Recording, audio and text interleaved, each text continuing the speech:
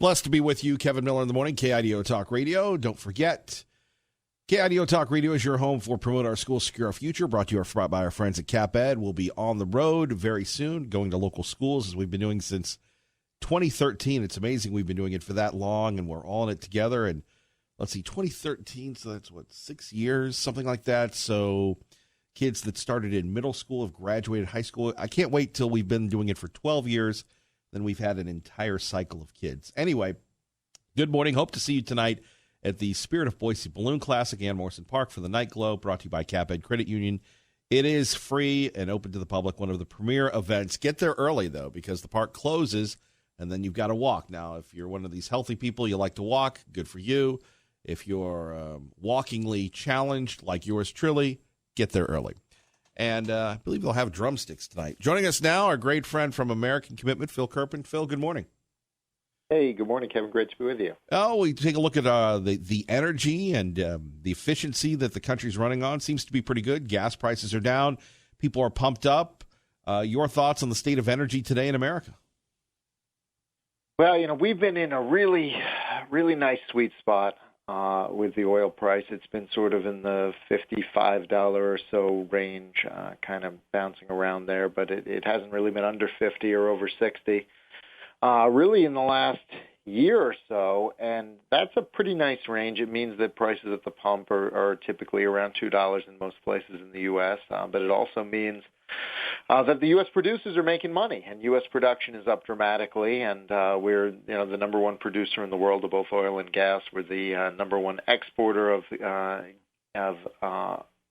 number one net exporter of oil some weeks, which is incredible when you consider just a few years ago we were being told that we could never reduce dependence on foreign oil. Now, not only are we independent, but we're really sort of dominant. We're the dominant sort of price setters in the world. And what we've seen is, the places that are suffering as a consequence of kind of this revolution in American production are Russia, Venezuela, obviously, which is in total collapse, to a certain extent, Saudi and the other Middle Eastern producers. But they can't do anything about it. Because anytime they cut production to try to raise prices, we just increase production even more in the U.S. and prices stay about where they are, and we gain market share. And so it's been we've been in a really, really nice place on energy prices. And the consumer side of that, I think, is one of the great untold stories of this economy right now, because it makes a big difference when gas prices are around $2 versus $3 or $4. I mean, that's just a massive difference for family budgets, and we've been pretty comfortably, in the twos for a while now. Phil Kerpen joining us from American Commitment. Kevin Miller, KIDO Talk Radio. So, can anything really disrupt this, and could we see energy prices go lower? In theory, we could see them go lower. I don't think that's very likely that they're going to go that much lower, just because the foreign producers are already hurting. They want prices higher than they are now. Their swing capacity is not likely to come online. The U.S. can continue to increase production, but I think that's more likely to keep prices generally where they are than to push them lower. Could they go higher? There could always be some geopolitical incident in the Middle East, something like that. I mean, we did see them jump up a little bit for a couple weeks when Iran shot that tanker. But even that was a relatively muted move. I mean, the beautiful thing about the U.S. being the number one producer is it's a lot harder for events elsewhere to have a big price spike impact. We protect ourselves from that largely by having much higher U.S. production. So, look, anything's possible. I don't think you can rule out that happening, but I don't see it on the horizon. Phil, let's take a look at, again, the usual suspects. You mentioned it earlier, Russia, Venezuela, Iran. They used to rule the world, OPEC. What does that mean that their influence has lessened, that we're less dependent on them?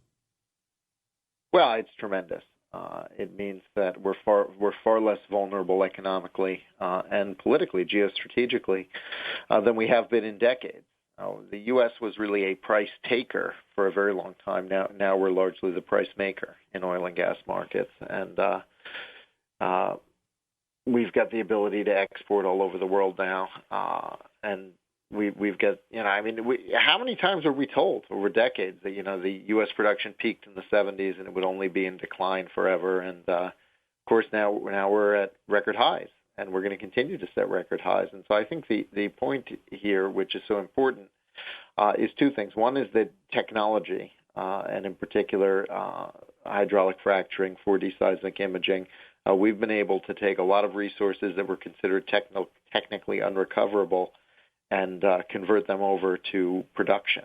And we've got massive booms in Texas, North Dakota, a variety of other places. But the second is policy. Policy is also very important because we've seen, even though we saw a big increase in production on private lands in particular under President Obama, we've seen another major increase under President Trump, where we've had an administration that's not hostile to production, but rather has embraced it as a national imperative, and that makes a huge difference. And we're now seeing a lot more production on public lands than we did before, and we're also seeing private production is also less burdened by unnecessary regulation. And there was a very important move just this week to move the regulation of venting and flaring back to the states, who've done a very good job of it, rather than the federal takeover that Obama attempted. And so we've now got a very good technology environment, and we've got a very good policy environment. And when you have those ingredients, you get the results that we're seeing. And I'd like to see the president talk about it more, frankly. I mean, I think I would put energy right up at the top, of the accomplishments of this administration. Phil, let's talk a little bit about drugs. Always a big issue when we're talking about affording prescriptions and affording, again, the monthly costs of health care. President Trump talks about drugs. Other people talk about drugs, lowering the prices of drugs, possibly getting drugs from Canada. You have people going to Mexico to get their drugs. Your thoughts on the cost of drugs and where we go from there? Well, innovator drugs, new cures, patented medicines are very expensive. They're very expensive because they cost, on average, $2.6 billion to develop and bring to market. A lot of that is the FDA approval process, which is extremely cumbersome, time-intensive, and expensive to go through all the phases of clinical trials. And unfortunately, we've got a situation where basically the rest of the world, the other rich countries, free ride off of our medical innovation, our willingness to pay high prices to justify the cost of the billions that it takes to develop new drugs and bring them to market. Most of the rest of the world says kind of, hey, let the U.S. pay for that. We'll pay a little bit more than it takes to produce, the first pill costs $2.5 billion. The next pill costs a few pennies, basically, in terms of what it costs to produce a drug. The rest of the world looks at that and says, hey, let America pay for the first pill.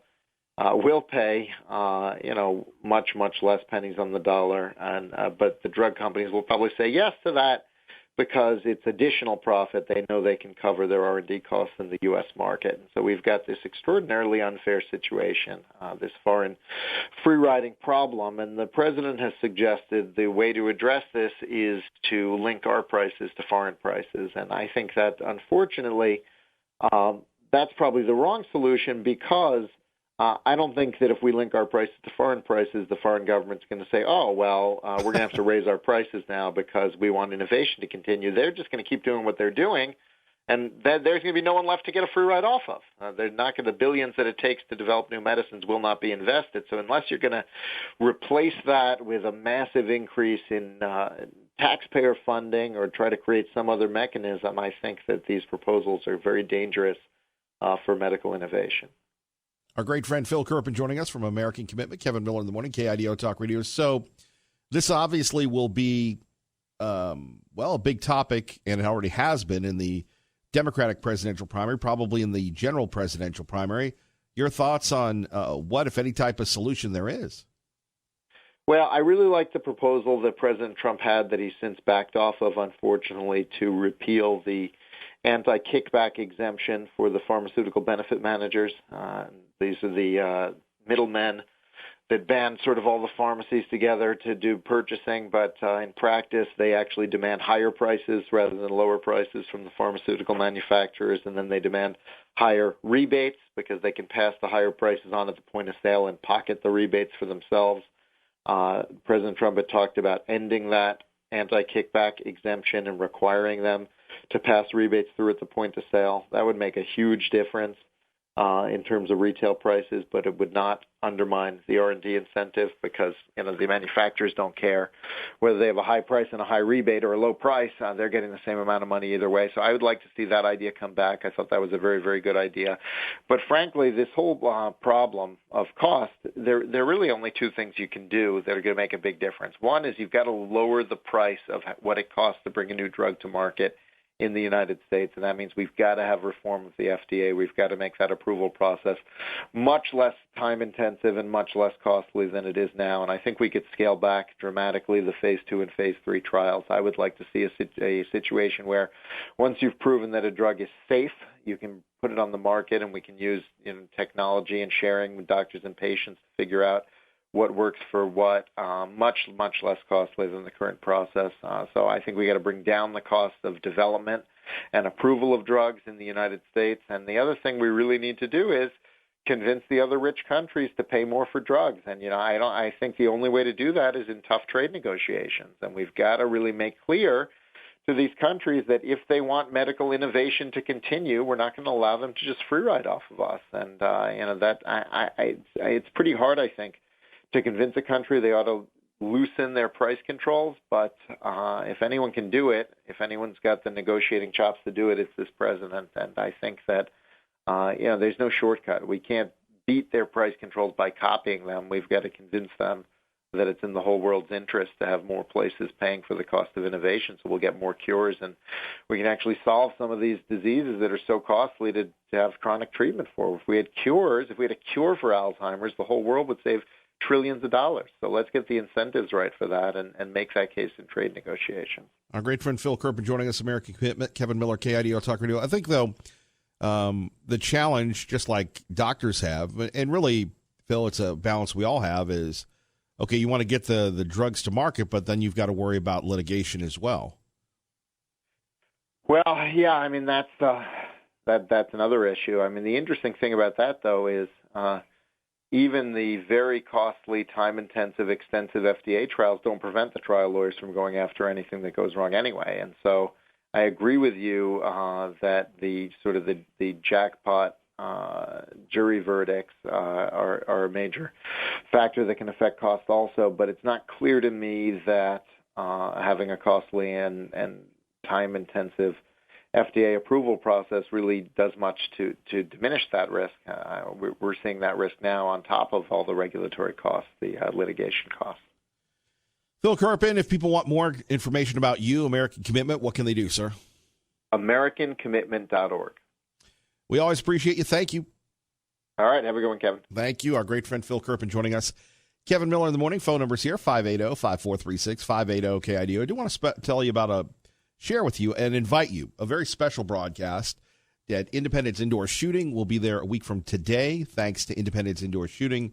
They've sponsored our 2019 Girls with Gun competition, and I don't know if you've seen the Girls with Guns on our website, but very, very intense. We would love for you to vote. We'd love you to come out. And again, the hardworking staff at Independence Indoor Shooting, they come in and they open early so that you can shoot for free. Now, you're going to have to bring your own ammunition or, support Independence Indoor Shooting and buy the ammunition there.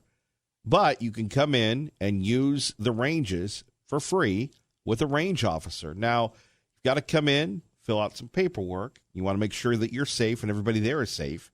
Say hi on the radio. We tried to do this a couple weeks ago, but some issues happened, so we want to make sure that you have a great experience. And if you haven't had a chance to check out Independence Indoor Shooting in Meridian, Idaho, off Overland, you can check them out online, iishooting.com. You can stop by and say, hey, we would love to see you. That's next Friday with Kevin Miller in the morning on KIDO Talk Radio. And thank you, Ram. I appreciate you. Quick turnaround for you last night. Thank you very much for joining us. Kevin Miller in the morning, KIDO Talk Radio. 25 years ago, that was the first ever bumper music for the program, Green Day, When I Come Around. Now, for all those people that relates to, all two of you, one of them being my mother listening right now, it brings back old memories. And speaking of old memories, if you caught Sean Hannity yesterday, and this is why we're so blessed to have Sean on, it was something that was the most amazing thing listening to that program because he had all the lawyers on, Joe DeGenova. He had on, it's so funny, DeGenova and others. Boy, I hate that when that happens. You're going, oh, come on, Kevin, give me the other people. You have that picture of them. Well, regardless, he had them on, and they broke down this decision that we first brought you yesterday when we're talking about James Comey. And, I could sit there and try and figure it out, but the Justice Department's deciding not to go after him is interesting. The Attorney General Barr deciding not to go after him, right? I think about this, and I'm saying to myself, why in the world? The person I was trying to think of was Jay Sekulow. And Joe DeGenova and Jay Sekulow going back and forth on this. And then you bring in Greg Jarrett and others.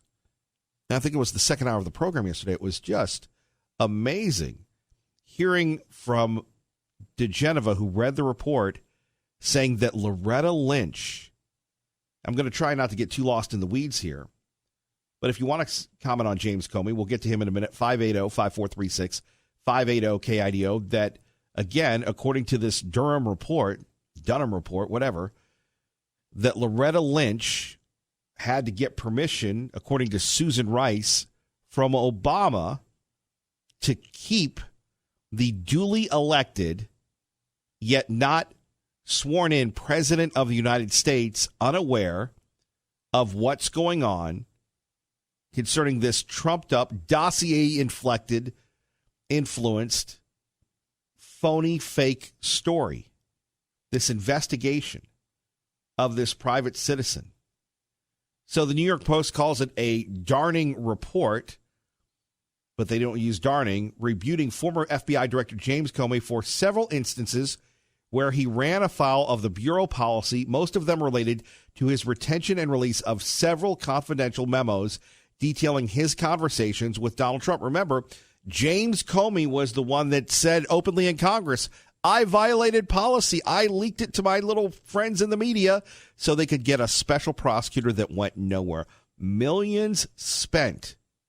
Nothing but a smear job on this president.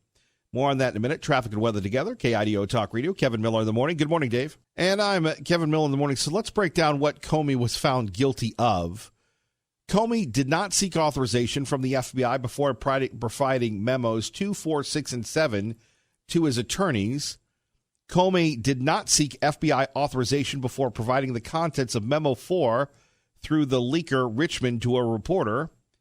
After his removal as FBI director, Comey violated applicable policies and his employment agreement by failing to either surrender his copies of the memos to the FBI or seek authorization to retain them. In other words, he grabbed them and ran. Despite the knowledge that Memo 3 contained classified information, Comey did not appropriately mark Memo 3 classified with banners, markings, or classification authority, the block. Comey was not authorized to disclose the statements he attributed to the president in Memo 4. Only he knew that the FBI had classified portions of another memo. Comey failed to immediately notify the FBI that he had previously given that memo to his attorneys. Even when these employees believed that the most strongly held personal convictions might be served by an unauthorized disclosure, the FBI depends on them not to disclose sensitive information. Former Director Comey failed to live up to his responsibilities. Page 60. Now, Sean was going back and forth, and I was thinking, boy, we need to talk about this today, whether or not Comey will be prosecuted. Well, it's not going to happen on this one, but this is just the tip of the iceberg in finding out how these folks tried to pull off the coup to get rid of the president, the lawfully elected president of the United States that's doing his very best to save America, right? To save America. And here we have this issue going again and again and again, where finally, because we've got Bob Barr in there, or William Barr, who's going to make sure that this truth comes out. But I'd love to hear from you next. Again, it's very convoluted. That's why Sean has on the best folks We do our very best to keep up with them on the local level, but think about that. Think about that when you're delving into this. And I know it's the summer, it's Labor Day weekend, it's Night Glow tonight, but here you have a fake, phony Russian dossier discredited.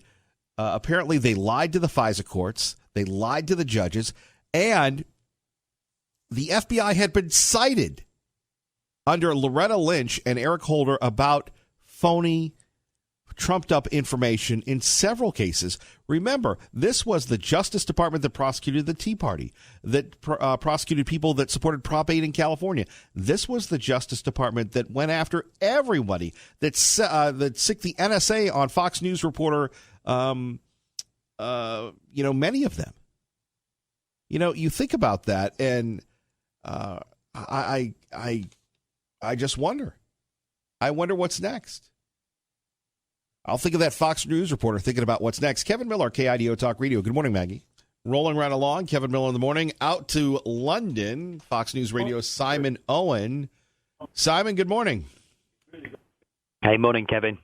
So this is this a breakthrough deal that apparently the Taliban and America have agreed on troop withdrawals? You're half a step ahead.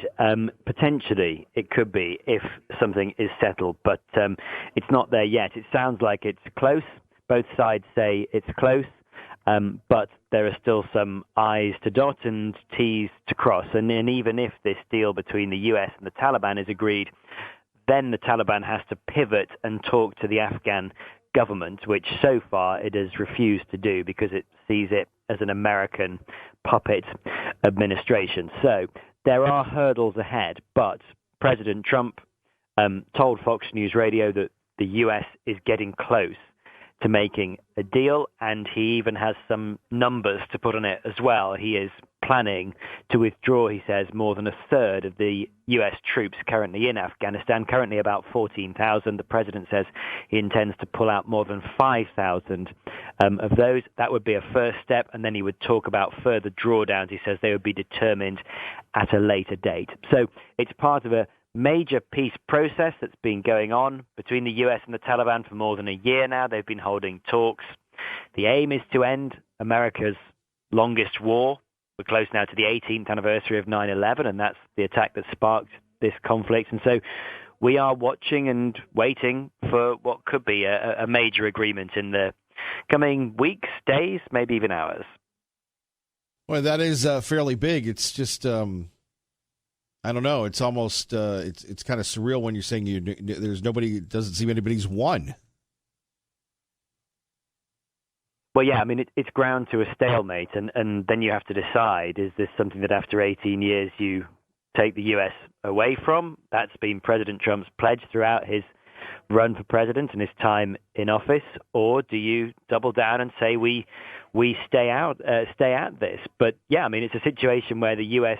went into Afghanistan in 2001, very quickly overthrew the Taliban. Thousands of Americans have since been killed in that country, and the U.S. could be sealing an agreement soon to put the Taliban back in power. So has anything changed? And that's going to be the key task for the administration to argue if they're going to sell this, is they're going to have to be convinced that the Taliban would agree that it would not go back to what it was before, which is having Afghanistan essentially as a breeding ground for terrorist attacks. You know, President Trump has acknowledged that. He says that Afghanistan was the Harvard of terrorism. And that's what prompted the invasion in the first place, was the Taliban harboring al-Qaeda militants who'd plotted the 9/11 attacks. So it's whether you think that you can trust the Taliban, and there are certainly prominent figures in the U.S. who say that you can't. You know, Senator Lindsey Graham, vocal supporter of the president on most issues.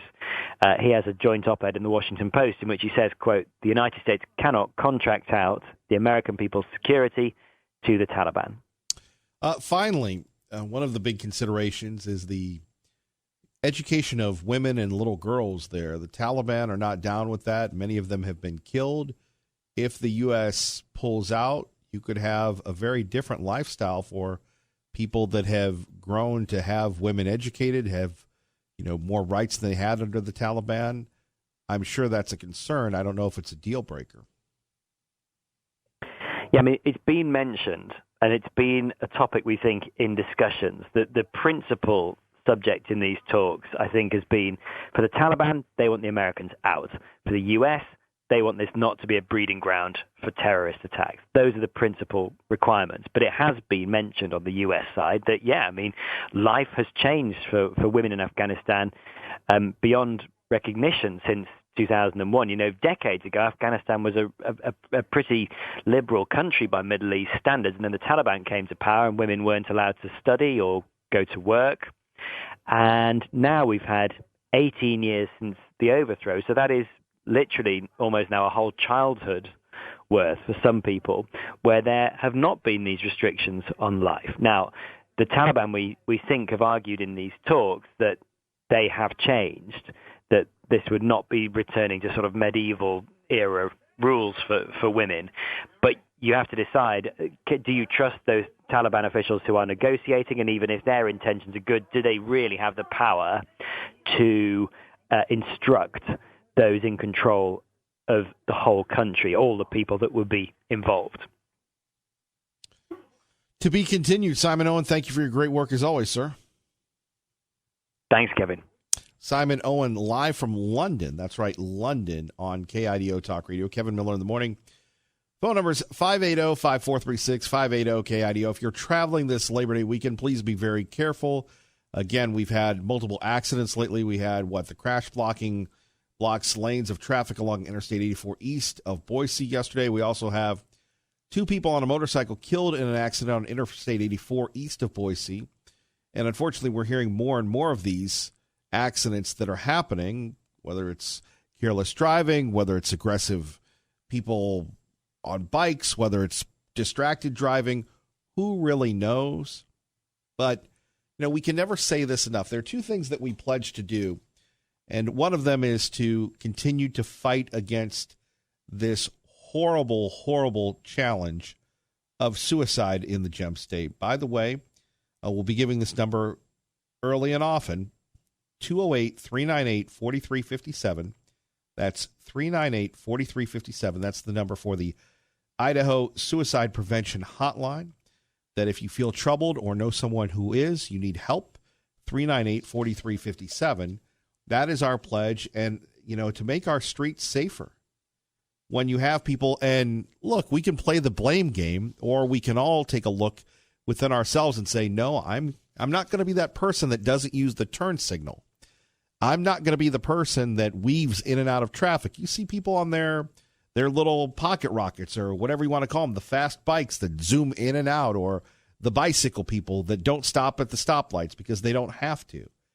Look, no one wants to be involved in any type of traffic fatality. No one wants to be responsible for that, right?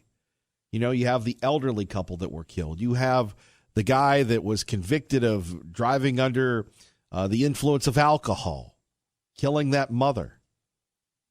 These are dangerous times. Life is too precious. Idaho is too beautiful, right? Not to be a part of it day in and day out.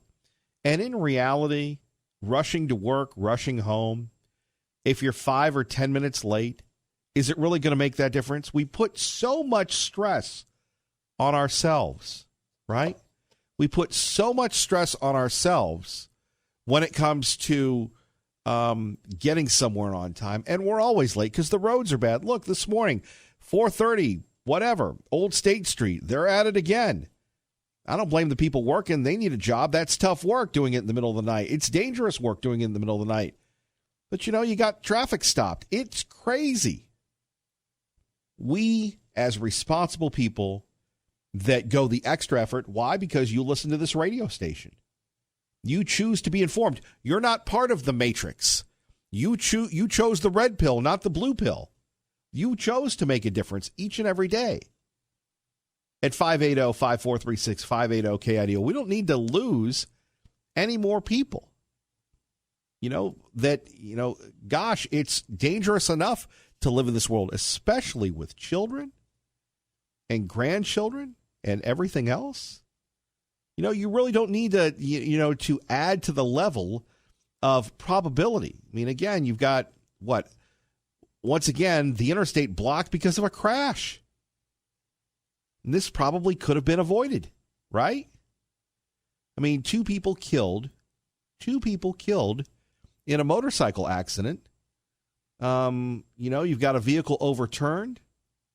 According to the state police, these things just should and could be avoided.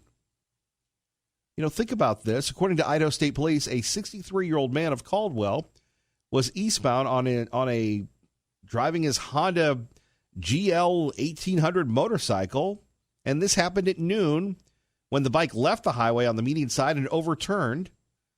You have another woman, 56. She was the passenger in the motorcycle. One of them died of head injuries at the scene. The other flown to St. Al's. He later died. Both were wearing helmets. But this could have been avoided, right? Slow down. Take your time. And tailgate Timmy's, find something else to do. Listen to KIDO Talk Radio. It'll take your mind off trying to be a tailgater. Think about that. Catch yourself before you do these things. I don't mean to lecture anybody. We get that enough as it is. But when we see these accidents, and these are real life people, we don't live in, big city where everybody else is, just a statistic. These are our neighbors and friends. Love to hear from you on these incidents as well. Coming up next, apparently the end of vaping as we know it. Kevin Miller, KIDO Talk Radio, which is your home for Sean Hannity. Rolling on the right side, blessed to be part of your day. Kevin Miller in the morning, KIDO Talk Radio. Don't forget, next week we'll be at Independence Indoor Shooting, Girls with Guns 2019. Your chance to shoot for free. Looking forward to that. Some people are looking to get rid of vaping. In the city of Milwaukee, Wisconsin, leaders say stop vaping immediately, apparently ignoring the fact that cigarettes kill almost 500,000 people a year. Officials in Milwaukee, Wisconsin have issued a warning in which they urge all residents to stop vaping immediately. Quote, we noticed that beginning in July, 16 teenagers have come in contact with severe lung injuries that needed to be hospitalized. According to a physician at the Wisconsin's Children's Hospital, what we found in common with them is vaping. The doctor continued. Apparently, 193 people in 22 states who have vape have contracted respiratory illness. No specific connection between vaping and respiratory illnesses have been determined, and comparative number of respiratory patients who don't vape have been released. The representatives of the vaping industry say if there is a connection, it's likely the fault of unlicensed retailers who sell their own unsafe chemical mixtures. They're asking the government to provide more specifics in its claims. Well, you have people that love to vape. They say it's better than smoking. But in reality, at 580-5436, 580-KIDO, whether it's obesity, where you're eating yourself to death, or vaping, where you're smoking yourself to death, or cigarettes, the ciggies, where you're smoking yourself to death, isn't it up to the individual? Now, I was looking at a new show on Amazon Prime concerning our diets and such, and you have many documentary filmmakers going after the food industry now, called diet fiction, right? Diet fiction. And what they're doing is saying that, really similar to what Tea Party Bob has said, if you're not familiar with that, is that the food industry, the medicine industry, is more interested in keeping you sick because you can make money off sick people and charge them for prescriptions and everything else than getting you healthy. Think about that for a minute. Holy Conspiracy Tuesday, Batman. But people are more interested in keeping you sick. But, again, I think life is about choices, is it not? I mean, in America, shouldn't you have the choice to vape? Obviously, you need the correct information. And yes, corporations, manufacturers should be good corporate citizens. Of course, the government should be a good government citizen as well and disclose everything, but they don't. So I guess it's laissez-faire. You take yourself, your life, your health into your own hands. But telling kids not to vape, I don't know how you stop kids from vaping. It's the same thing as smoking.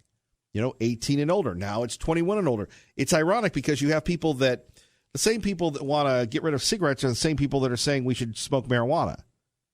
Maybe somebody can explain that to me next. Traffic and weather together. Let's get you to work safely and on time. Our time, 6:55. Kevin Miller in the morning, KIDO Talk Radio. Good morning, Dave. Thank you very much. But again, Larry, we get back to this issue about vaping and safety, which dovetails into something we were also talking about. A young man from Boise State emailing me now. Kyle, Kevin, never thought I'd have to see the day when I'd have to deal with a tailgater westbound on 2026 at 6:30 in the morning wanting to pass me.